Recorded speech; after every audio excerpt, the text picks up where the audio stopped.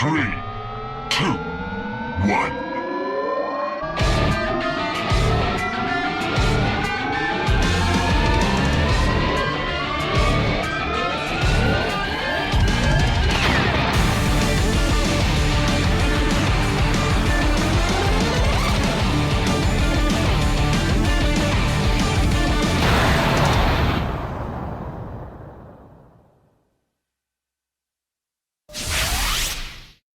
It's been a while, but I'm finally back. Welcome to episode 13 of the Allie-RX Show, starring yours truly.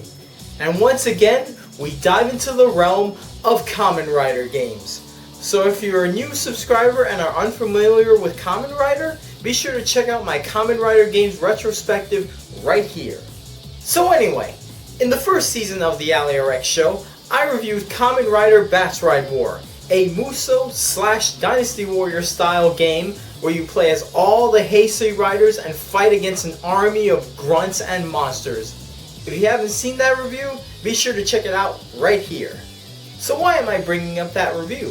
Well, in June 2014, Namco Bandai released a sequel, Kamen Rider Battride War II, for the PlayStation 3 and Wii U.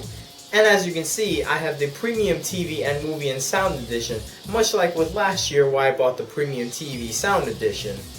In this one, Kamen Rider Gaim is the main protagonist. And today's episode of the Allie-RX Show will be a review of this game. So anyway, is Kamen Rider Battride War II any good? Well, let's find out. Unfortunately, there are no YouTube videos of the game's cutscenes with English subtitles. However, various websites have brief summaries of the game's story, so I'll do the best I can to explain it. So like the first game, the story mode is called Chronicle. The story begins with Kamen Rider Gaim and his teammates Kamen Rider Baron and Kamen Rider Ryugen. They stop at Ieyasu Castle to find out what's going on inside. Shortly after, Tokugawa Yoshimune meets up with them. And if you don't know who he is, he was in the Kamen Rider O's movie Wonderful, the Shogun and the 21 Core Medals, which, by the way, is featured in this game, but we'll get to that momentarily. He's based on the Japanese shogun of the early 1700s. So anyway, after defeating an army of grunts, Tokugawa and the riders ride off into the sunset when suddenly they are stopped by Kamen Rider Bujin Gaim. And along with him, he brings all the movie exclusive evil riders and monsters. Afterwards, the three riders somehow wake up in a mysterious movie theater. Here, they meet up with a suspicious character by the name of Cinema, that's with an S, along with two ghost children. From this point forward, Cinema helps the riders get through various worlds inside the silver screen. And inside these worlds, other riders are located, and many of these worlds are based on actual Kamen Rider movies. And that's pretty much the plot of the game. Sounds very promising, but unfortunately it starts to disappoint later on. I'll get to that later, but right now, let's look at the gameplay. If you've played the first Battride War, or have seen my review of it, gameplay wise, it's virtually the same as the first one. And if you play Dynasty Warriors or other Muso style games, you're gonna feel right at home with this. Here you fight an army of grunts and monsters, fight bosses including riders, and use your different forms to increase your chances of defeating them. Controls are also the same as in the previous game. The language barrier has virtually no effect on the gameplay. However, there are a few differences. First off, you see that assist bar underneath your gauge? In this game, you can use an ally rider to help you in your fights. This is useful if you're playing on a harder difficulty. Also, you see that crescent looking bar next to your rider's avatar on the left?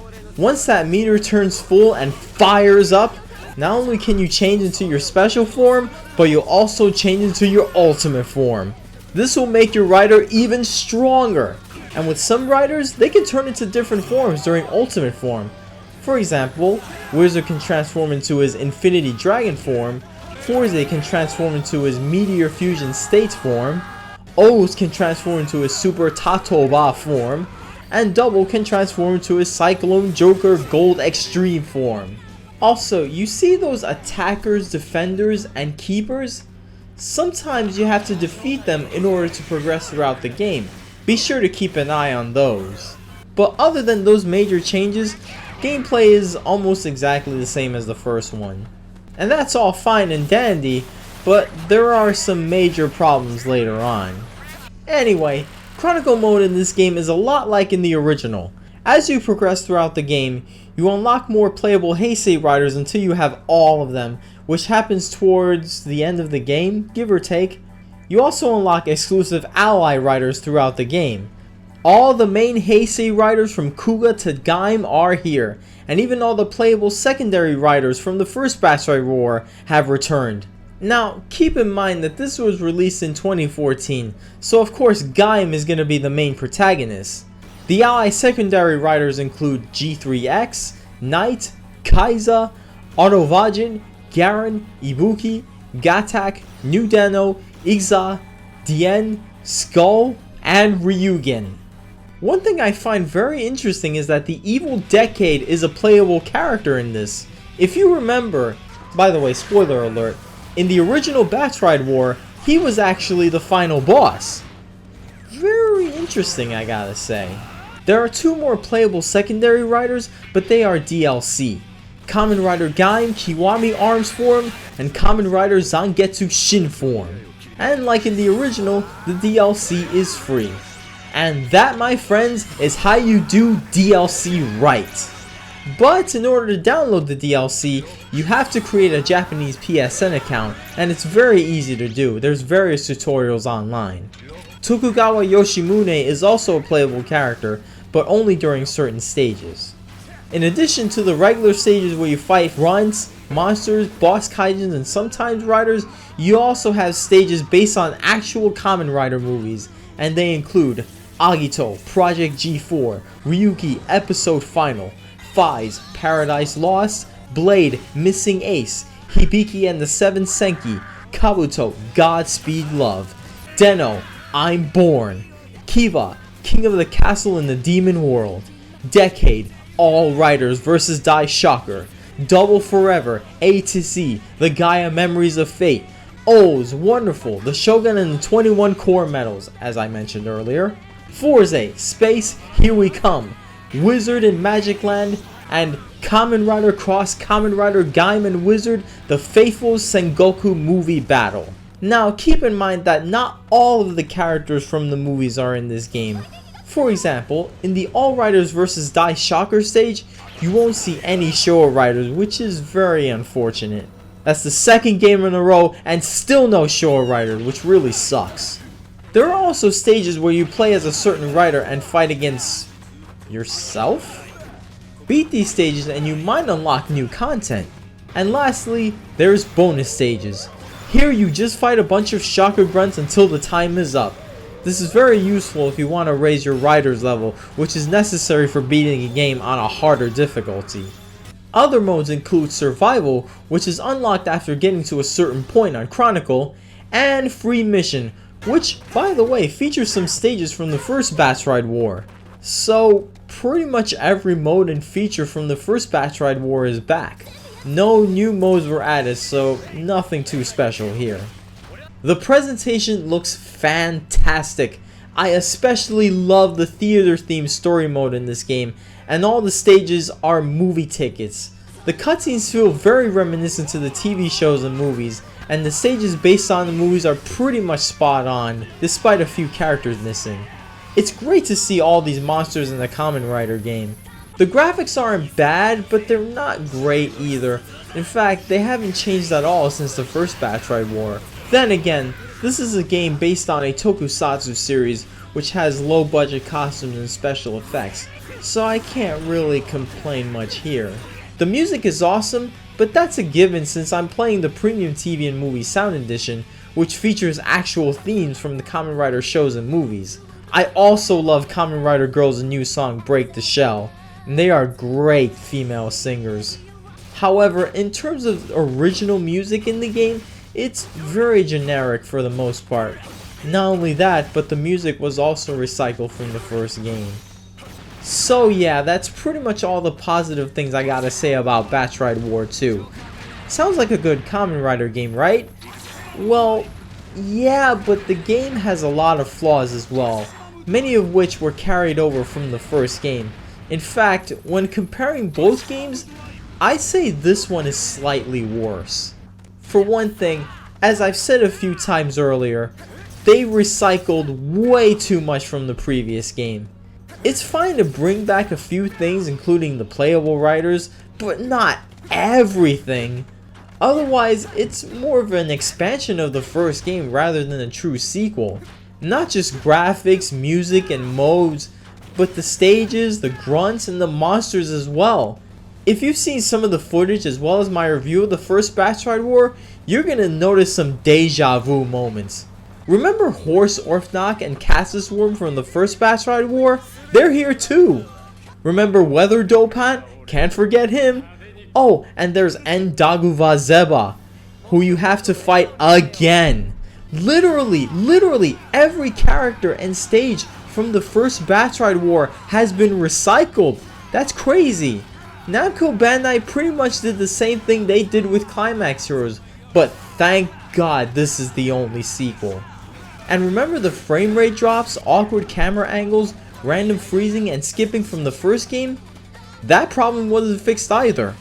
They recycled everything from the last game to the point where they didn't even bother fixing the problem from the first game. What's interesting though is that sometimes the game runs at 60 frames per second. Unfortunately, the frame rate would drop tremendously around the 20s, maybe a bit lower than that. Since this is a PS3 game, shouldn't this be at least a consistent 30 frames, especially with how many characters can appear on the screen at once? Another problem this game has, it's ridiculed with bugs. Did the first Battride War have this many bugs? I sure as hell don't remember. Throughout the entire game, I've encountered 3 major bugs. The first bug I encountered happened a few more times later in the game. Sometimes after the Kaijins and even some riders do their roll calls, the stage would start like some weird invisible Dragon Ball Z style fight. Fortunately, this goes away by pressing the pause button, but it's still very weird.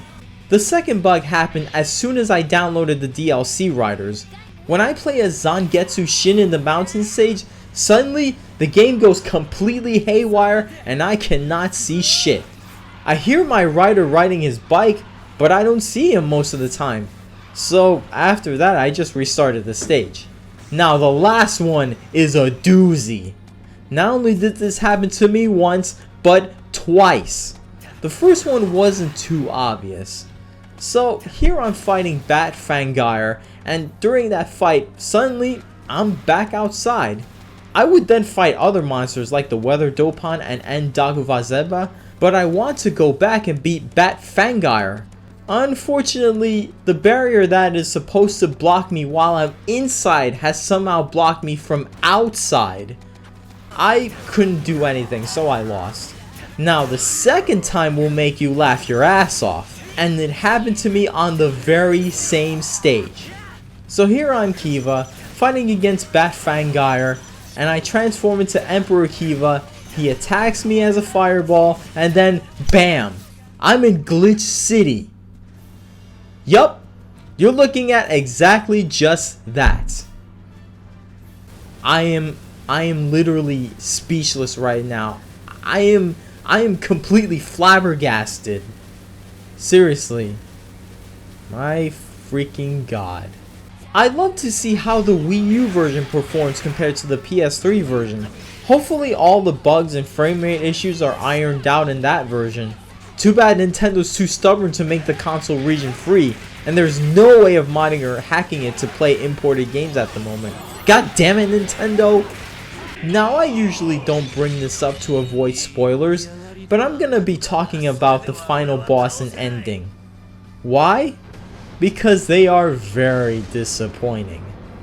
The final boss is Bujin Gaim. Even though you fought him a couple of times already before, including the movie stage. And what's worse is that he's only in his normal form. In the Wizard and Gaim movie stage, Bujin Gaim is a lot stronger, and that happens way earlier in the game. In the last stage, You fight a few Heisei riders in their ultimate forms. Yes, I said few, not all of them. Then fight Bujin Gaim, and once you defeat him, the game is over. And mind you, I beat it on normal, hard, and very hard, so there's no surprise final stage here either.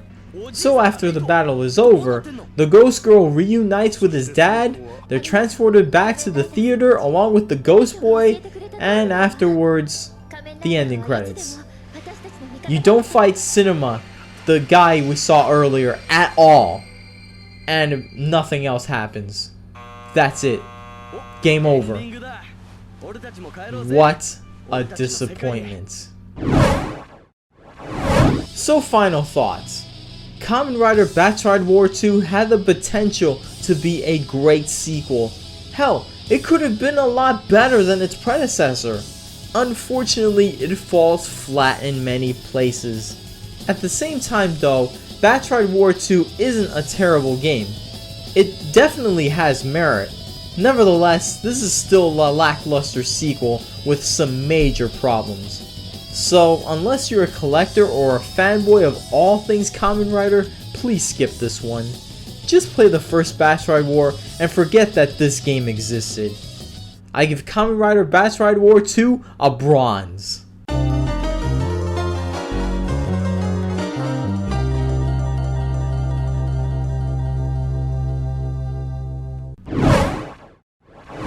It's a damn shame there were only 2 Kamen Rider Battride War games, and none of them were really that great.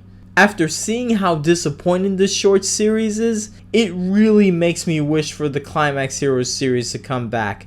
As repetitive as the Climax Heroes games were, they were a lot more fun to play. Wouldn't it be cool to see an HD Climax Heroes game on the PS3 or PS4? Or at least an HD Kamen Rider fighting game? I would love to see something like that. So that was my review of Kamen Rider Battride War II for the PS3 here on the Allie-RX Show. Now I want your opinion. Did you enjoy this video? Did you agree? Did you disagree? Or did you simply not care? Let me know what you guys think in the comments below, and if you really enjoyed this review, make sure you share it with your friends so that others can enjoy. Tune in next time where I review JoJo's Bizarre Adventure All-Star Battle exclusively for the PlayStation 3. I'm Allie-RX, and I'll see you on the other side.